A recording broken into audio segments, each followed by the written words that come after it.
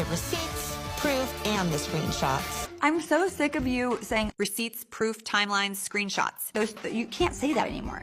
I'm known for my tub, and this year I am bathing in glory. It's getting weird. The only muted thing you'd find in my wardrobe is my black card. For me, it's like a fashion faux pas. You may have been in a sorority, but I'm Greek for life, baby. I know, I know. On my healing journey, I always travel first class. But you know, Whitney has to have her little spiritual rituals. Self, whatever's controlment, so. God is my shepherd, and you all look like sheep. Tequila is my livelihood, and my lifestyle is always top shelf. Good! Enough!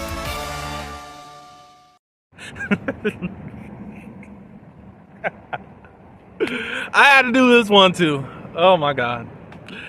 Hey, what's up everyone? My name is Lionel. I'm your host for LT Productions. You are watching I Watch You Watch. We are covering the Real Housewives of Salt Lake City. This is season 5, episode 3. I appreciate everyone for coming to my channel. Please like this video and also subscribe to my channel, and you can leave your comments below. Let's get into this episode. All right, so I gotta let you know I did take notes, but then I left them on the counter, so I'm kind of going rogue with this, and probably gonna be a short one, unfortunately. I apologize, but I think I know at least some of the points that are really going on. Of course, we get our little interludes. We got Whitney with her man Justin getting ready for Milwaukee. I think Mary, she was getting ready, and she does look like a hoarder. Because that's a lot. I know some hoarders, so yeah, Mary, yeah. We go over to Angie and Justin. Everything's going pretty good. They talk about Lisa. She doesn't know where her friendship stands, you know, because since she walked out of there, hopefully they get some time while they're in Milwaukee to talk a little bit. One thing I see that y'all have let up on, fans, is all these sexual innuendos towards Justin and his sexuality. I see y'all did that as soon as you guys started liking Angie. I'm bringing it up because it's like, y'all weird. I'm sorry, y'all are weird, because now you're ready to just kiss the feet of Angie because you like her. So whatever. And y'all just hate Heather because she really gagged Monica and y'all can't stand it. That's crazy. I had to bring that in here, sorry, side note. So she starts talking about her brow woman knows something concerning Brittany's best friend, Costco best friend, Jared Osmond. He's basically saying he's not in a relationship and has been hitting on the brow woman in his DMs. And she's like, you know, I'm a girl's girl. I want to find opportunity to actually say something and not make it awkward or whatever. And Justin was okay with that. You know, do what you need to do. Mary asked Whitney, look, I know you guys are going to be doing your own thing in your plane, but that's just not me. I want to take my own flight. And Whitney said, you know, I would say something if it was someone else, but since it's you, I won't be doing that. So you can go on and do what you need to do.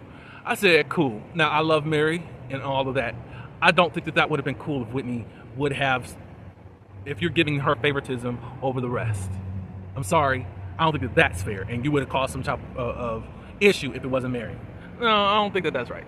And I love Mary. And I don't even see anything wrong if anyone else needed to get a plane ride or whatever. Is there anything else before we get to Milwaukee? They talk a little bit about Milwaukee as far as what it means, and Heather's talking about where she first heard how it's pronounced on Wayne's World or something to that nature. I know who Wayne's World is. I've seen bits and pieces of, I think, the first movie or whatever. You know, it first started out as an SNL skit, and then it became a movie and all that good stuff. So Mary, she gets to Milwaukee. Her dad is from Milwaukee, and he lived about a block or so away from Jeffrey Dahmer. And he did wonder, because he would smell a stench. Because, you know, Jeffrey Dahmer was doing stuff with the bodies, and the body and the stench was quite in the air. And I think it wasn't like a month or so after that, they finally arrested him or whatever. So it was cool to hear some roots concerning Mary, because this is fifth season and we're just now really getting into the personal stuff outside of the scandalous stuff or taboo stuff with Mary. So that's pretty cool.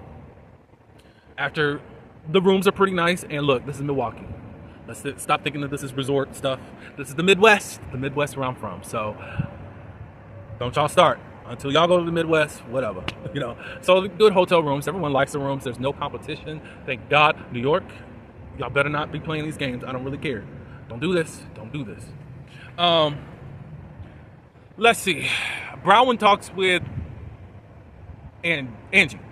She says, you know, she's disappointed in Lisa because she doesn't feel like Lisa had her back, and they're trying to make her seem so bad or so worse than the rest of the people as far as shade or whatever. And it's like, no, I'm not ready to blow her tea, but they were saying a bunch of stuff in the car, her and Heather and all this good stuff.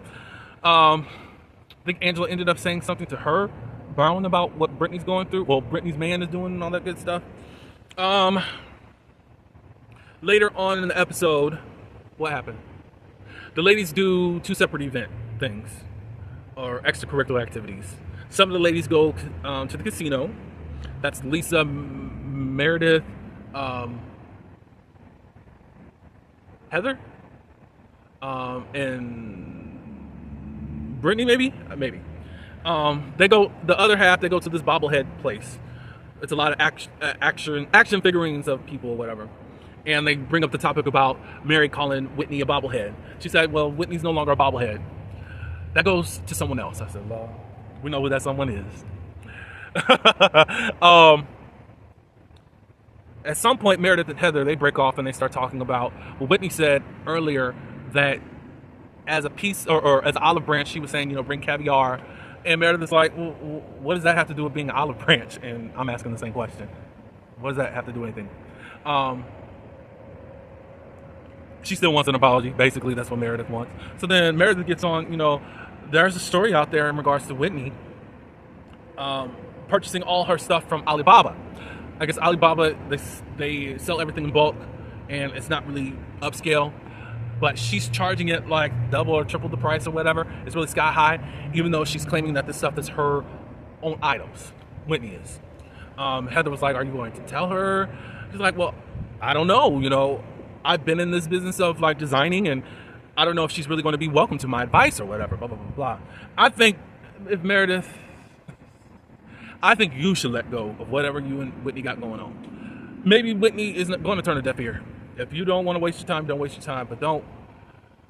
I'm glad that you're actually working and not just this fault finding type of thing going on. So let's see you turn up the heat on Whitney to see what she has to say or whatever. Whitney and Heather, they talk a little bit about what Meredith said. Did she? No. They want to talk about Brownwyn. You know, Heather just feels like Brownwyn comes in one way where she sweet talks you individually and talks ish to someone else about you behind your back. And I am picking up on that, but it is just the second episode, so it's like, if I see more of Brownwyn doing that stuff, cool. I need more than that. They go to a Bucks game. The president of the Bucks is there. Whitney FaceTimes her son. I guess they really love the Milwaukee Bucks and all that good stuff. They get a box. I forgot what they call them. Basically, you spend your money and your cash to go into a box so that you can do a game. You can do that with football, possibly hockey, I don't know for sure, and basketball. So the ladies go up there. They do what they do. Brownwyn just really gets into Heather and Lisa. But beforehand, Angie tells Brittany about what is going on with Jared or what she found out about him. Brittany was like, oh, I didn't know. And then she goes into the bathroom and cries. But y'all done broke up like 17,000 times. I'm like, are you hurt? But maybe because of how I am emotional, but not like, I don't know. If he can break up with you with 16 times, then it's like, is it that much of a shock? She said, I suspected it, but I could never confirm it. And you still wanted to be his girlfriend. He made it official. Best friend. So even as a best friend, you were suspecting. I'm done with you, Brittany, because now Jared has come out online and just said it's been fake and false. And you're too insecure about the stuff that's going on in your life to actually give their relationship a chance. And he's moved on from you because of how unstable you are. But then you get into a grocery cart at Costco. You think doing all of these social media stunts is going to win over people. Only people that want your attention is going to fall for the okie doke. And then when we find that you're not on the cast next year, we know what's up. There is rumor, and it kind of was confirmed-ish in a way, that Brittany was supposed to be a full-time wife until they found out that she was lying about all of this stuff. So We shall see. It's only episode 3. Meredith goes and consoles her and says, take a break from dating, or at least from him. Enjoy life. Date some other people just to see if there's anything else that you like out there. Don't be tied down to one man, especially if he's going to make a fool out of you. So Heather and Lisa and Bronwyn, they finally have it out. Bronwyn feels like that you're not backing me up. There is evidence that Lisa did back her up. Possibly, I don't know if she was wanting the same type of vigor that Heather had for Brittany when Mary and was coming at her and all that stuff. I don't know. Lisa did not. It was kind of like, I want to say apathetic, but kind of like, she did speak up for, like, this is just Bronwyn. Bronwyn isn't trying to be ill-intended in what she does. Bronwyn owns the fact that she's shady. She's this, that. Like, and she was like, Heather, why in the world are you trying to come at me when you guys can come say what you want to say? Da da da da. It's like, and Heather was like, well, it's just something coming from a new person. Da da da da da. To me, I feel like Bronwyn and Heather had points. I don't want to pick a side. I know what it looks like from you, Bronwyn, and it does look suspect. If I see more current behavior, then we will reevaluate at how I feel about it. On Bronwyn's hand, you're trying to call my stuff as being mean, but you can be shady, you can talk about people. She just said, let's keep it fair. All of us are messy. Don't just say I'm just messy. Whitney was saying, well, I think that she's got, and I'm paraphrasing, Heather's got this PTSD from other people in the past that was trusted very easily and found out all this other stuff later on. And we know who they talk about. Chime. So, I get it. Bronwyn still stood her own. I think Bronwyn has to not, she's going to have to prove herself in this because we've seen this and we don't want this to happen again. So I do agree with Heather, but I do also agree with Bronwyn. That's all I do have. Unfortunately, I apologize, but I don't think that there was really much more to it. It to me was still a cool episode. I don't have no real complaints. It's episode 3. Again, I appreciate everyone for coming to my channel. Share your thoughts below.